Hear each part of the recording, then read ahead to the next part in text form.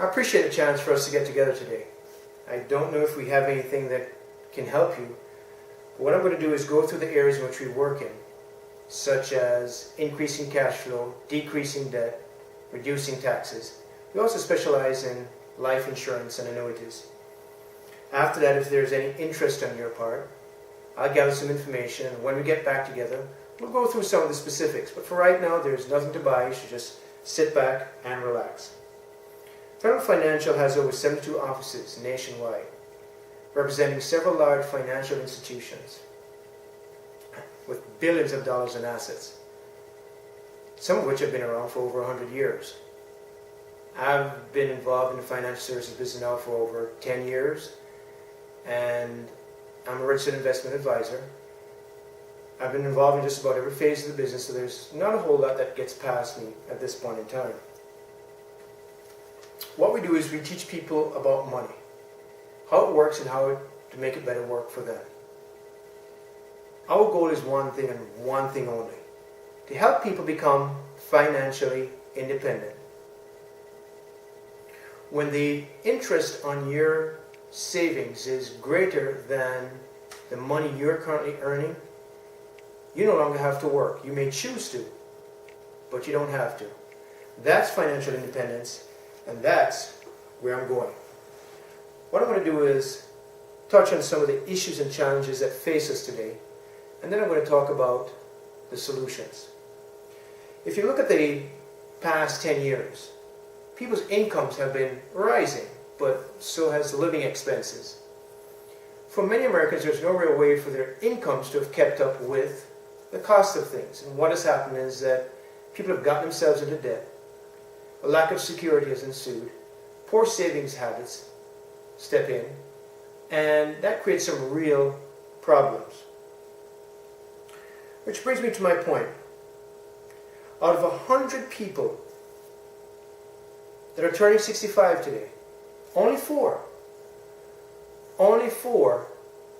are financially secure. What about the other 96? What's happening with them?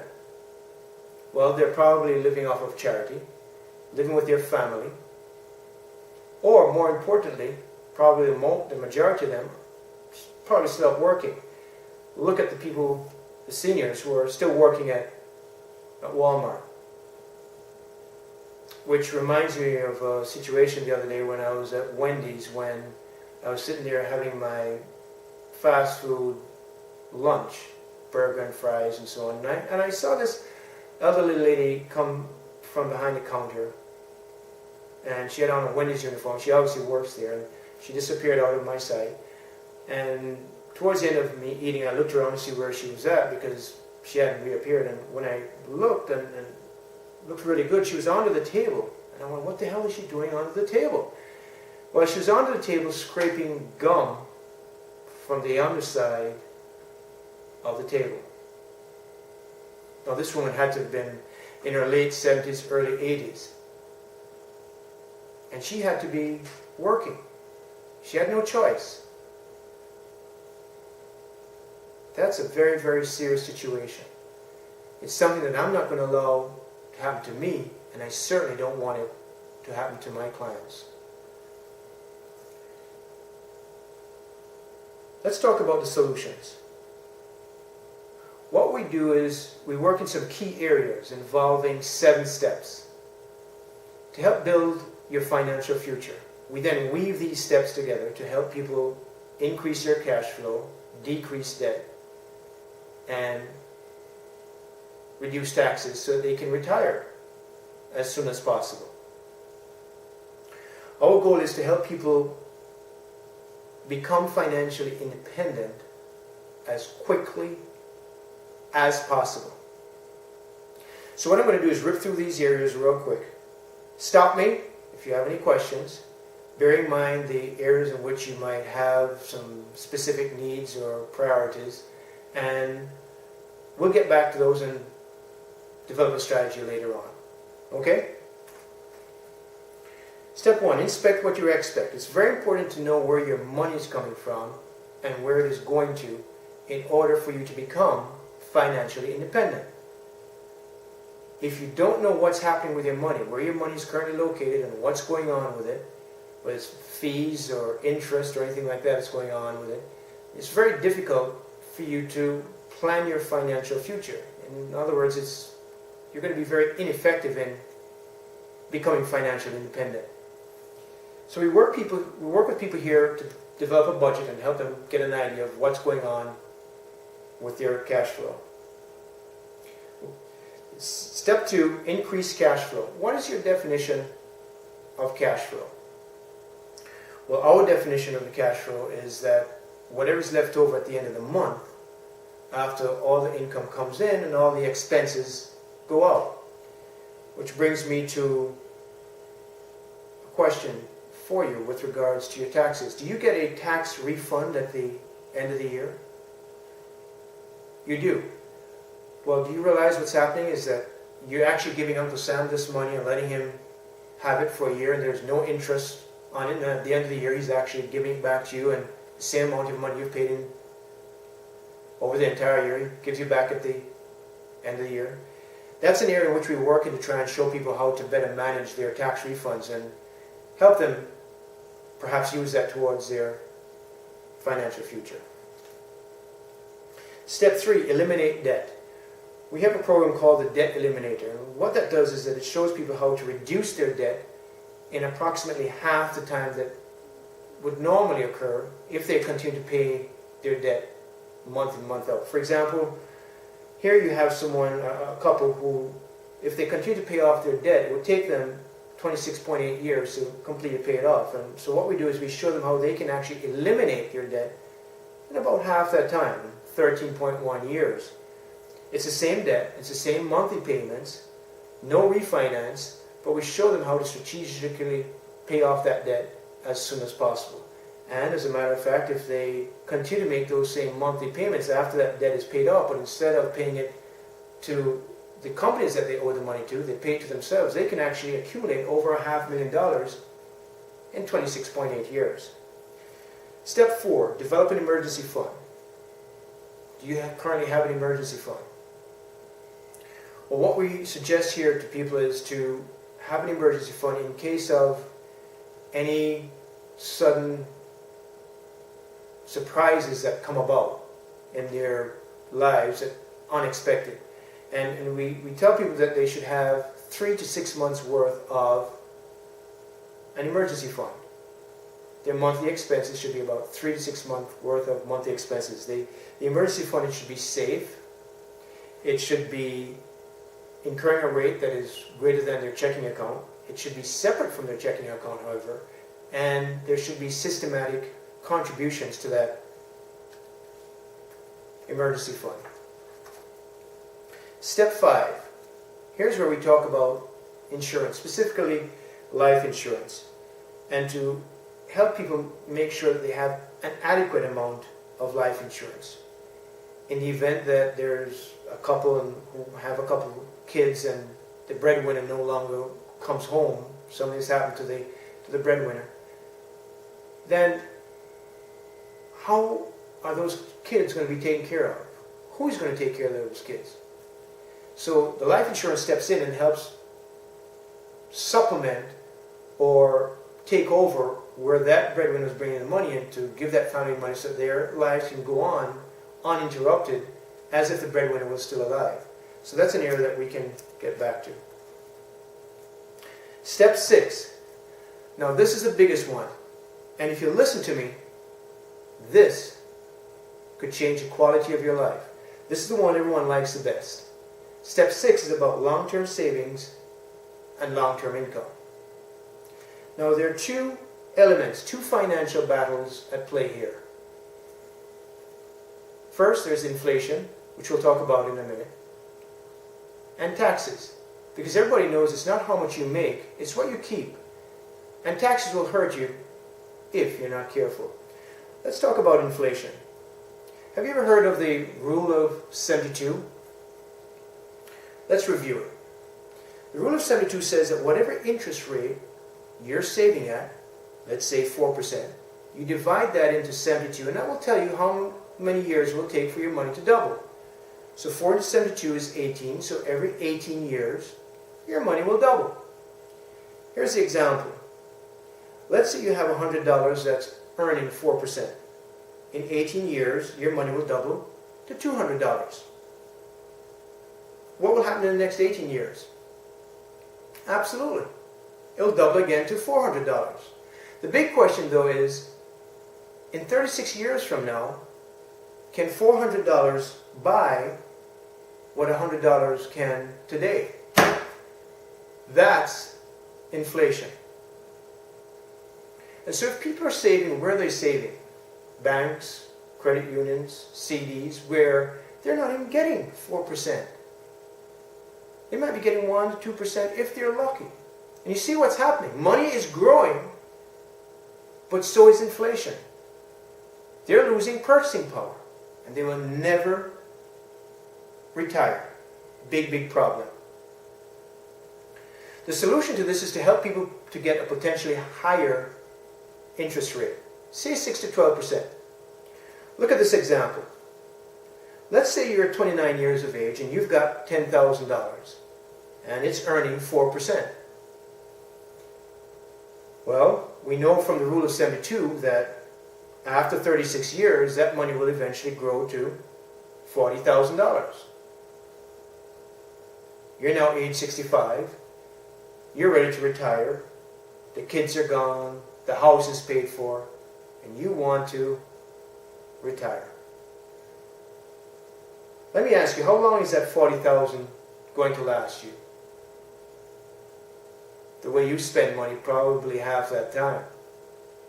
Just kidding. Maybe a year, maybe a year and a half, and then what? You're out of money. You have to go back to work. You're a greeter at Walmart. The problem here is that we've run out of time, and who really wants to go back to work after they've reached age 65? The question is, if they could have gotten a better interest rate, say 6 to 12%, would they have had greater financial independence? Yes. Look at this. At 6%, your money doubles every 12 years. At 8%, your money doubles every 9 years. And at 12%, your money doubles every 6 years. So that at age 65, you've got $640,000. Isn't that amazing? The only difference between these two guys is interest rate. Not money, not age, interest rate. But it costs this guy $600,000. Don't you think that's a pretty important principle for you to learn? This could change the quality of your life. And you know what?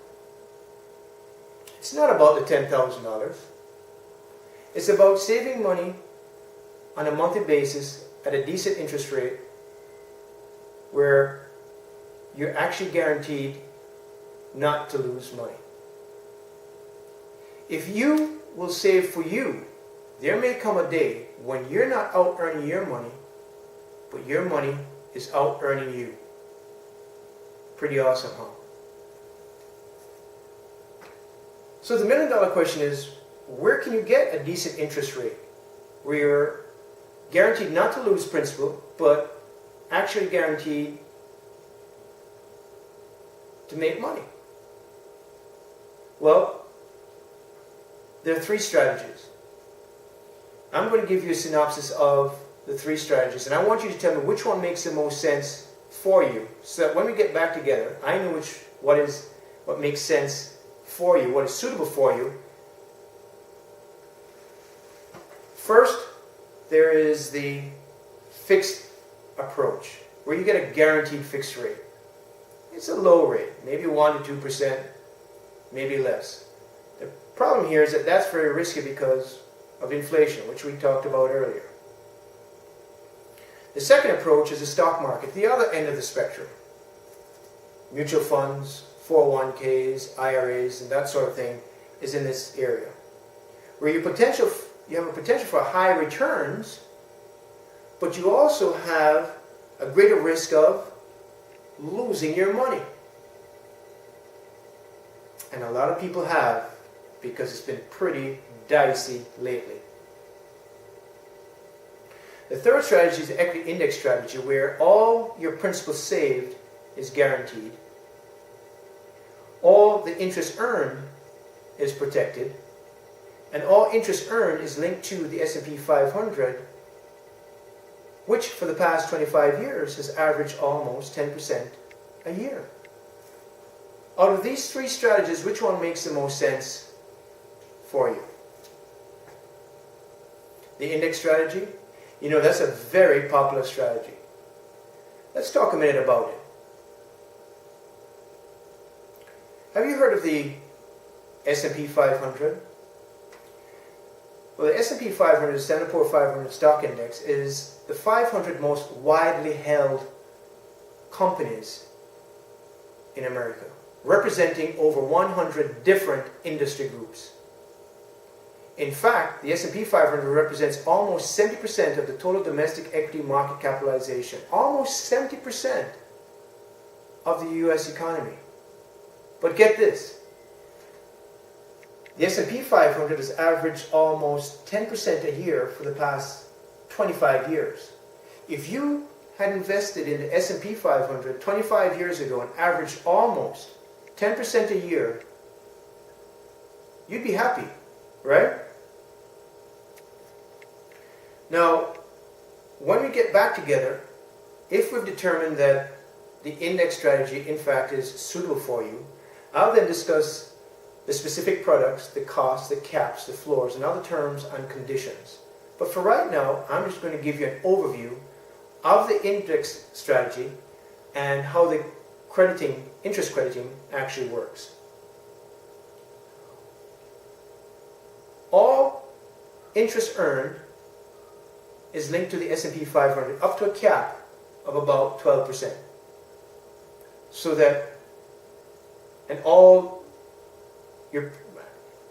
you're not exposed to any market loss. All principal is also protected so that it's not exposed to any market loss. Here's an example.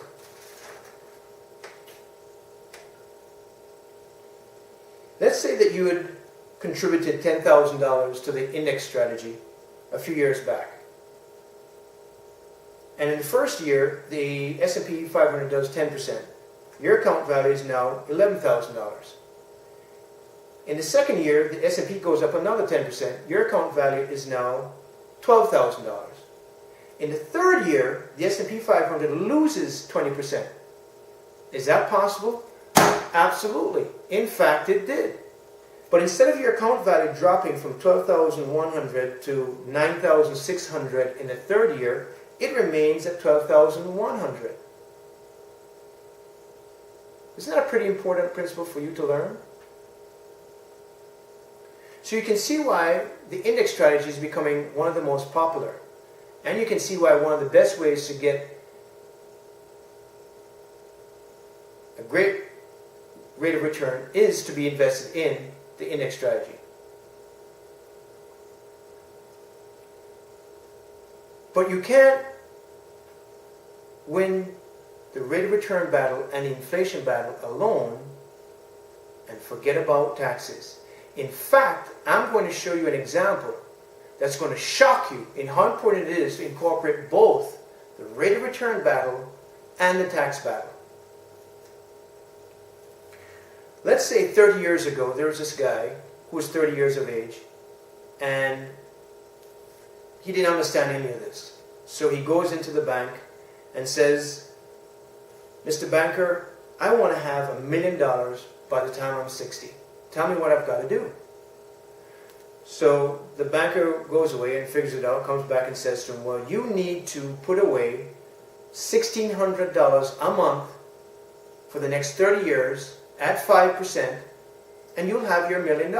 Well, needless to say, the guy was totally discouraged, walked away, didn't save a dime, and now he's a greeter at Walmart. You've seen him, right? But what if we could have taught him how to win these two battles, the rate of return battle and the inflation battle? Look at how it drops that number. It's almost unbelievable. Let's win one at a time. Let's win the rate of return battle. Let's say he could have gotten 10% instead of 5%. It brings that number clear down to $900 a month. Now, do you know a lot of people that can save $900 a month? Probably not. But that's $700 less than that guy. That's significant, right? Well, what if we could have taught him how to win both the rate of return battle and the tax battle? So if he's getting 10% and he's putting money away where it's growing and he's not being taxed on it, with tax deferral, how much does he have to put away monthly? $400 a month. Now, do you know people that can put away $400 a month? Absolutely. You could do that. Heck, you're probably blowing that right now. You see, it's not about putting away a ton. It's about saving at a decent interest rate, avoiding loss of principal, reducing taxes. In fact, when we're finished with step 6, a person knows how and when they'll be potentially, totally, financially independent. And if we do it right, we can literally shave years off of that retirement age. Let me ask you a question. If you were financially independent right now and you had enough money whereby you had enough in your nest egg that you didn't have to go out, work every day, what would you be doing? What are your goals? What are your dreams? That's my point. That's great. When you're financially independent, you've got options. You can do what you want, when you want, how you want, where you want. As a matter of fact, it reminds me of a couple that we were talking to the other day. We were doing the implementation phase, which is our second visit. And the wife gets up, and she's all excited. And she says, you know what? I could go and knock on all my neighbors' doors and ask every one of them if they know when they'll be financially independent. And you know what? No one would know. But I do. At that time, she and her husband became one. Because they knew what their dreams were and when it was going to happen. That's step 6. And so it's exciting. Step 7 is estate planning. And this is about having a will, whether it be a living will or just a regular will. A living will helps to tell people, well, if you're injured and you're incapacitated and you can't make decisions on your own, somebody's there to make those decisions for you while you're still alive. A regular will instructs your estate, people who are administering your estates, typically the executive of the estate, what to do with your assets after you've passed on, so that your estate doesn't have to go into probate court, and which takes years to get through and incur costs for probate costs and all that kind of stuff to take care of your estate, and then a judge is who decides who is going to get the assets that you've left behind. So if you have a will, great. If you don't, that's an area in which we can help you with as well. That's step 7. Out of all of these 7 steps, tell me, which two appeal to you most?